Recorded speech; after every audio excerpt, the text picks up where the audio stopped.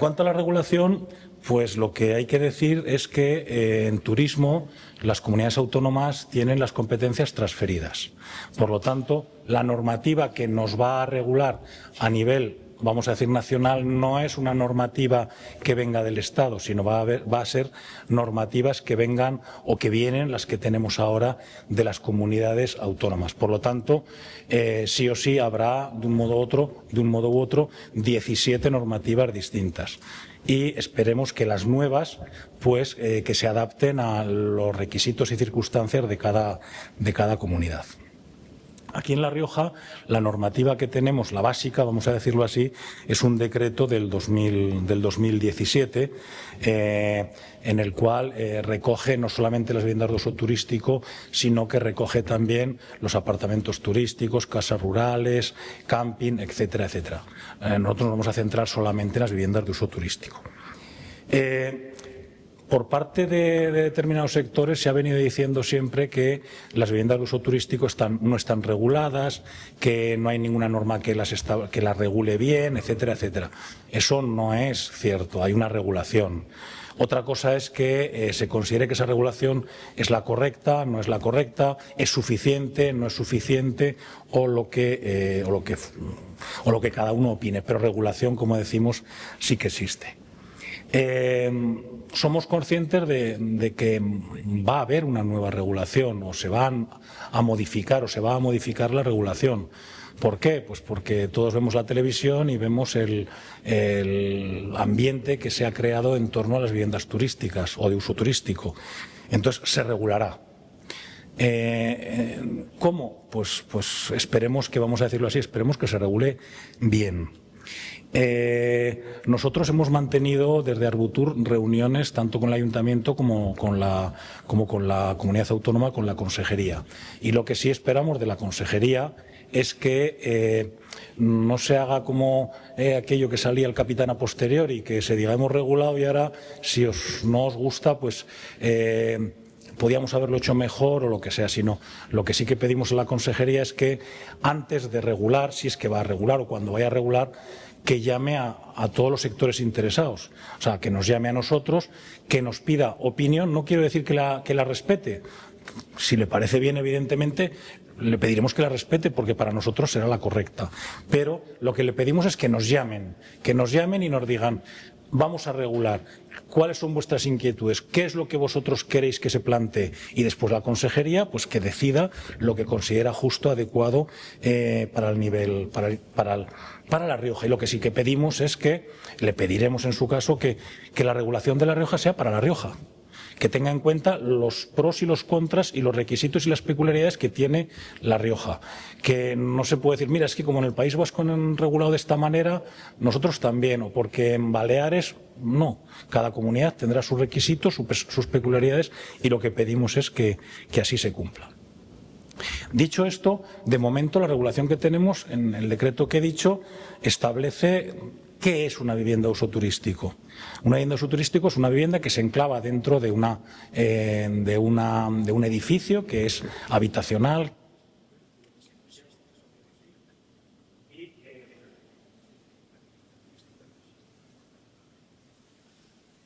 Ya, otra vez, que le habré dado yo al cacharrito. Entonces, para considerarla como vivienda de uso turístico, tendría que ser toda la vivienda destinarla a dicho uso. La vivienda se tiene que encontrar amueblada y equipada en condiciones de habitabilidad, de uso inmediato. Tiene que tener una finalidad evidentemente lucrativa, es para arrendarla por corta estancia. Se va solo esto, porque ahora sí que no le he tocado yo. Y no tiene que ser o no tiene que formar parte de lo que serían los apartamentos turísticos.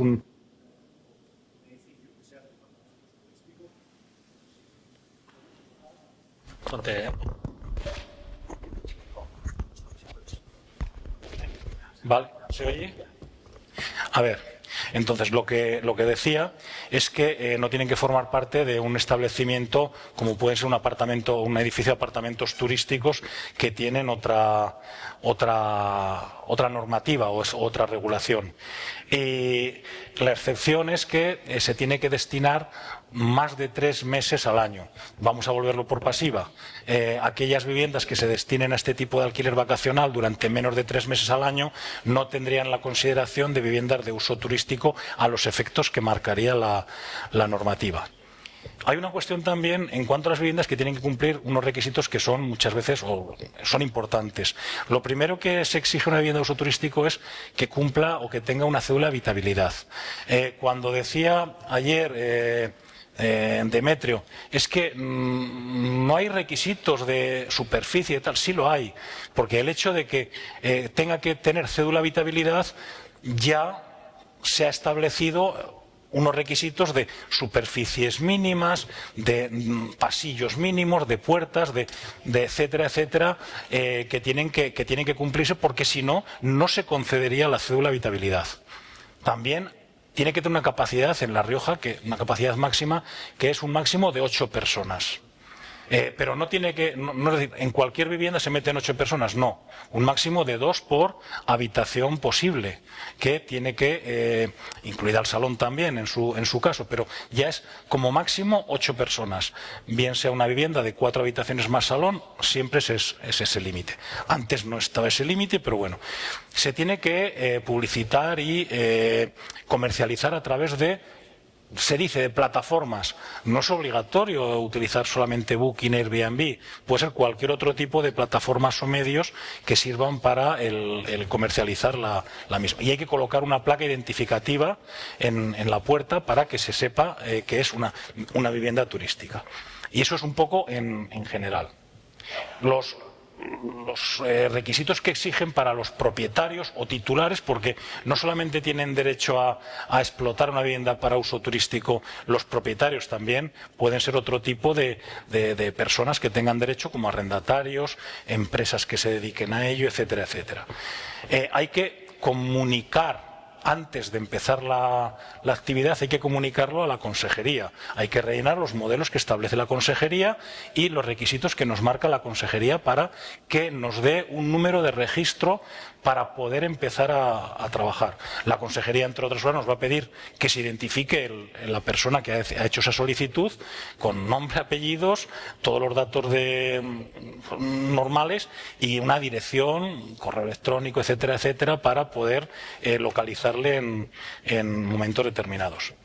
Se exige que todos cumplimentemos en el plazo de 24 horas desde que entran los viajeros, los turistas, que cumplimentemos una ficha de viajeros que va dirigida en Logroño a la Policía Nacional.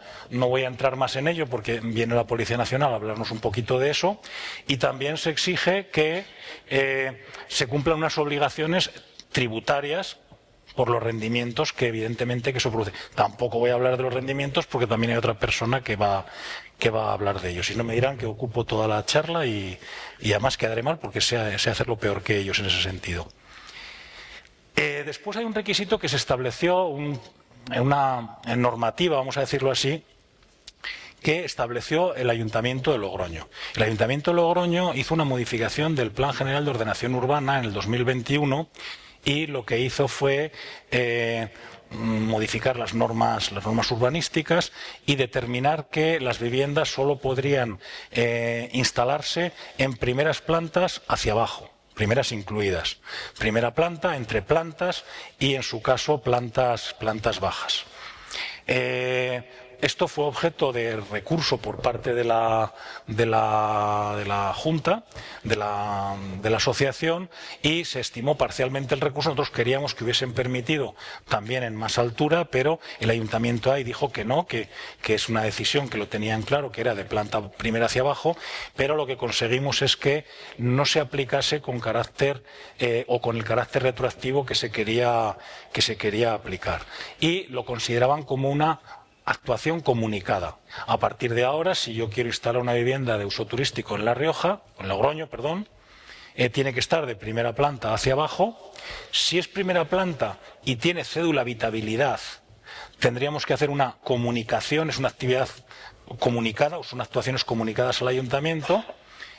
no como actividad propiamente dicho, actividad económica, sino es una actuación comunicada al ayuntamiento. No necesitaría otro tipo de licencia municipal. Sin embargo, si es en entreplantas o plantas bajas que no tienen cédula de habitabilidad, que se está reconvirtiendo en una vivienda de uso turístico, el ayuntamiento nos pedirá las oportunas licencias de obra, licencia de actividad, porque evidentemente si tienes cédula de habitabilidad se entiende que la vivienda es habitable y que cumple unos requisitos. Si es en un local, el ayuntamiento verificará que hay suficientes ventilación, suficientes lo que sea, luces, etcétera, etcétera. Por lo tanto, debería tener esos requisitos. Y lo que decimos que afortunadamente se entendió que no era retroactivo y lo que se hizo fue las viviendas que ya están seguirán estando, pueden seguir estando y pueden hacer mejoras, pueden hacer labores de conservación, acondicionamiento, etcétera, etcétera. Y sí que está prohibido que se instalen viviendas de uso turístico en aquellos edificios o comunidades que lo prohíban por estatutos. Yo personalmente, cuando se hizo esa norma, yo no conozco ningún estatuto que en aquellos momentos lo prohibiera. Estoy hablando del 17.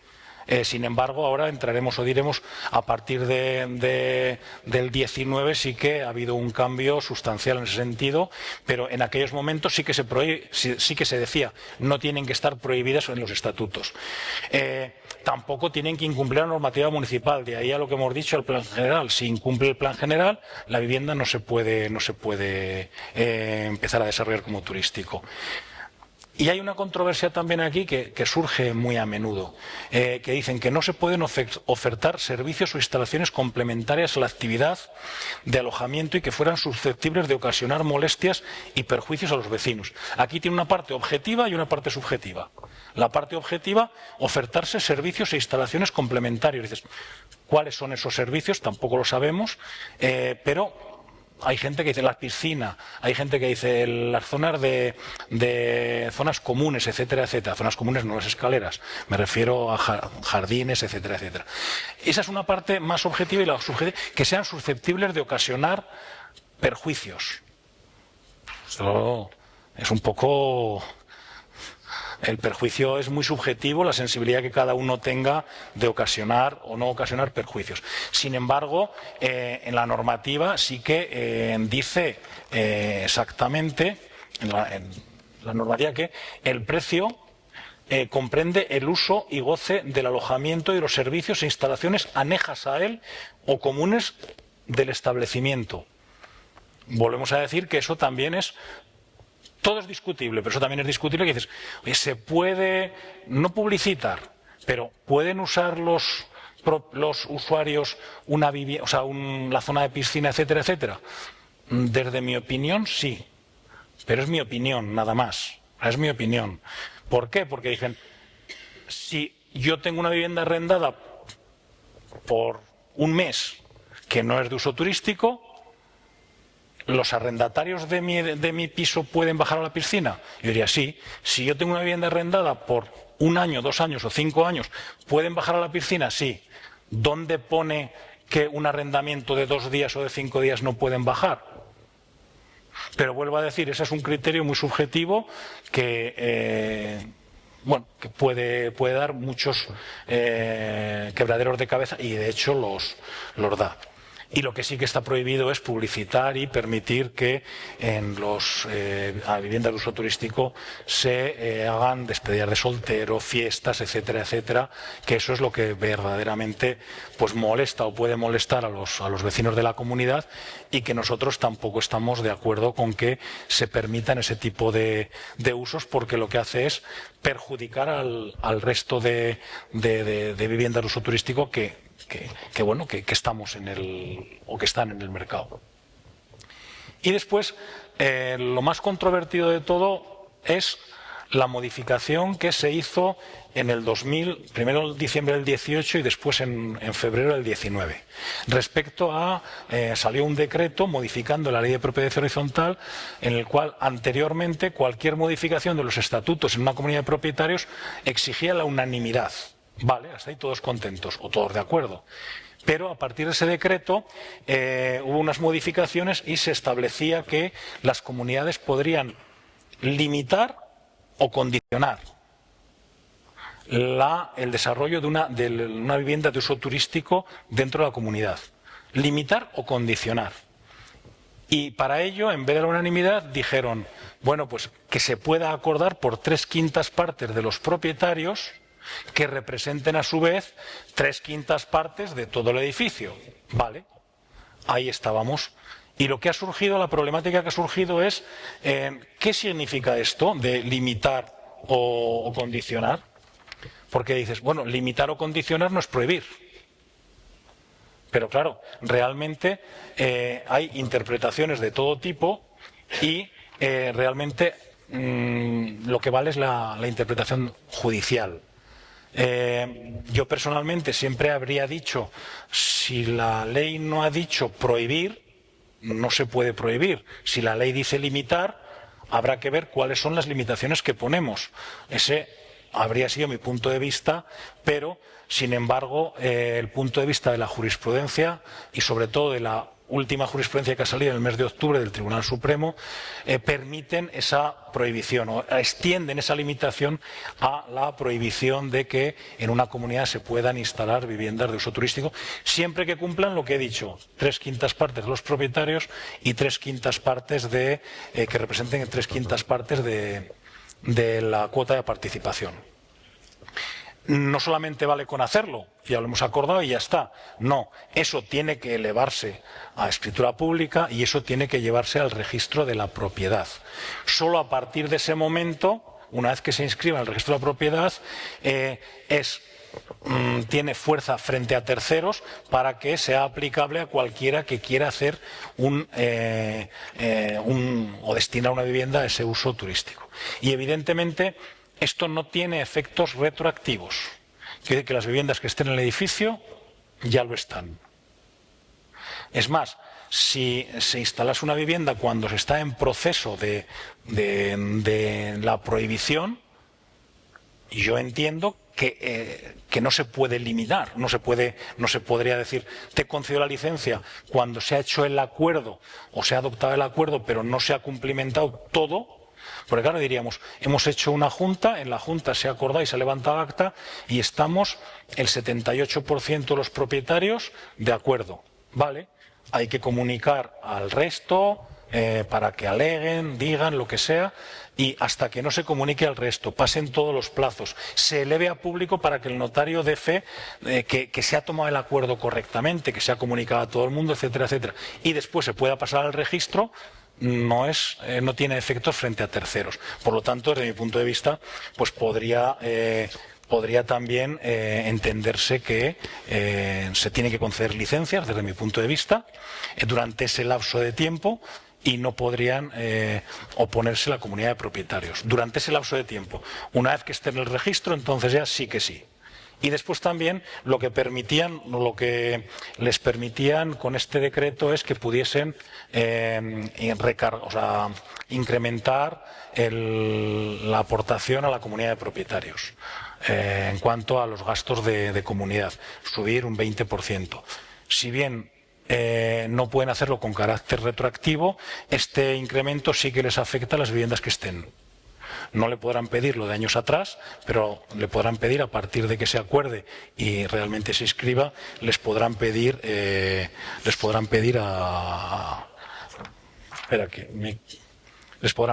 lo empiecen a pagar. Y espera un poquito. Te veo con mucha hoja.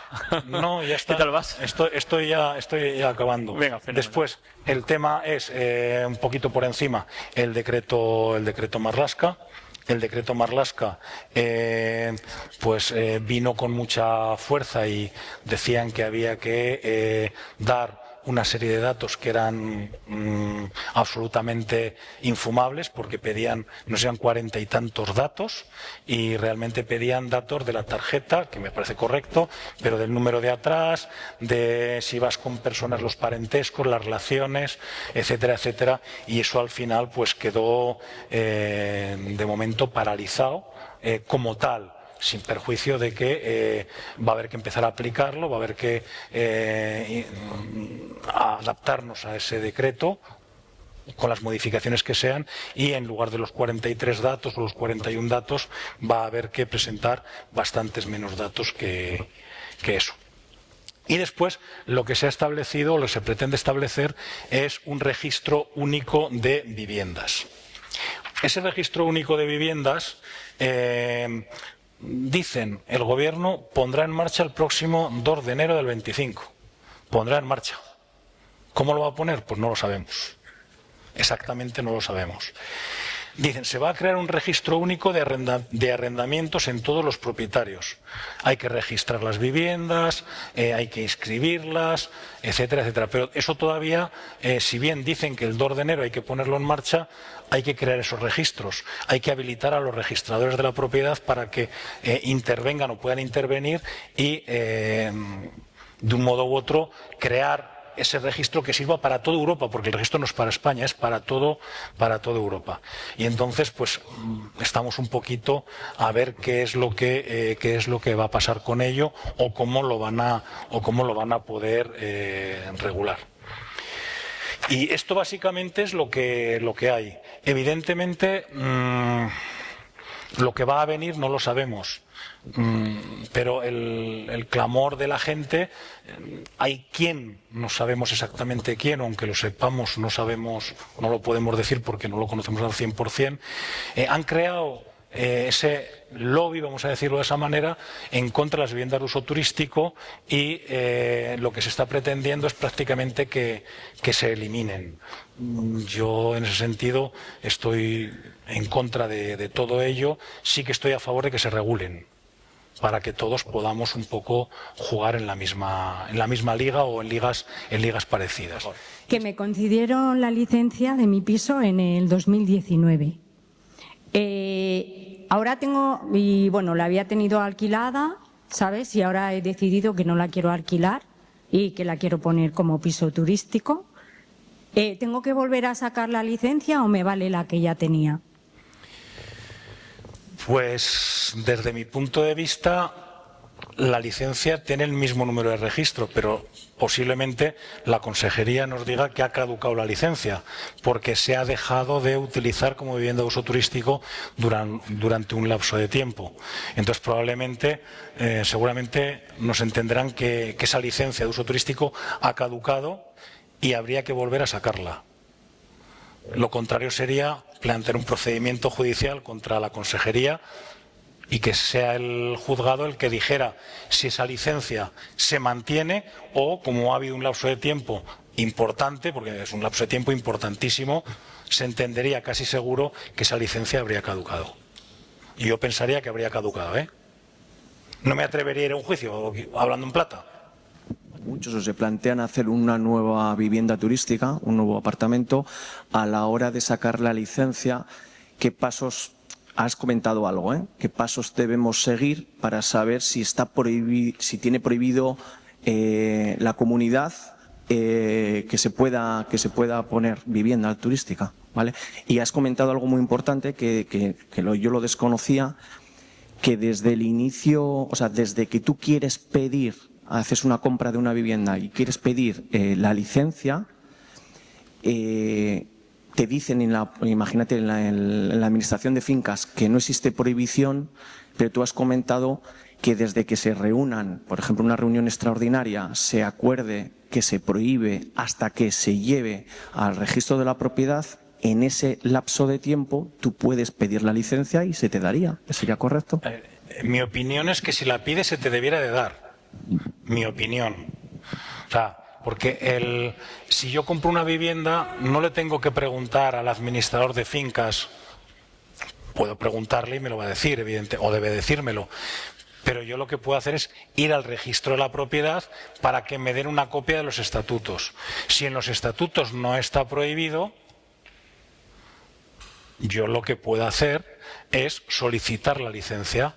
Yo la acabo de comprar. Puedo no saber ni siquiera que ha habido una junta, porque acabo de comprar la vivienda ahora en noviembre y la junta fue a lo mejor en octubre, Y como no está inscrito en el registro, yo que lo acabo de comprar no tengo los datos, no me afecta esa futura inscripción. Yo la pido y la consejería le pasaría lo mismo. Tampoco tendría el conocimiento de si esa comunidad ha acordado o no. La comunidad autónoma, turismo, lo tendrá desde el momento en que el registro se lo diga. Y si el registro se lo dice, evidentemente dirán, no te puedo conceder la licencia. Si el registro de la propiedad no se lo dice, sacan los estatutos y los ven, dice, pues no te lo puedo dar. Y si no, pues te lo puedo dar. ¿Un ayuntamiento te puede pedir una licencia de actividad económica? Vamos a ver, ya lo he dicho además, si es en Logroño y pretendo poner una vivienda en el local, que no tiene la condición de vivienda. ¿Un ayuntamiento de La Rioja te puede poner una licencia de actividad económica? No, son actividades comunicadas. No es actividad económica al uso, es una actividad comunicada. Yo tengo obligación de comunicar que voy a ejercer una vivienda de uso turístico y cumplir con el resto de requisitos, pero no es una licencia de actividad porque no está considerado como actividad puramente dicho o propiamente dicho. Muy bien. Venga. Gracias, Marcos. Vale, venga. Estupendo. Vale, venga. Gracias.